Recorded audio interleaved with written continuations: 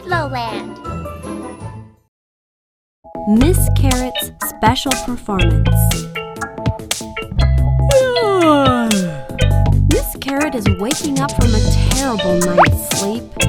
She is worried about the big show today.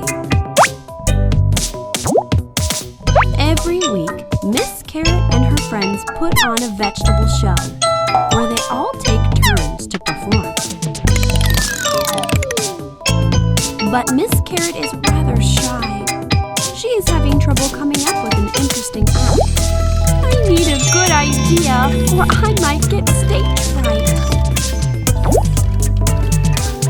As the other vegetables happily rehearse, Miss Carrot is fretting and getting nervous. Mr. Potato sees Miss Carrot worrying in the corner. Look at the new poster on the wall if you need some inspiration, he says. It's a poster about carrots. Miss Carrot grabs a notebook.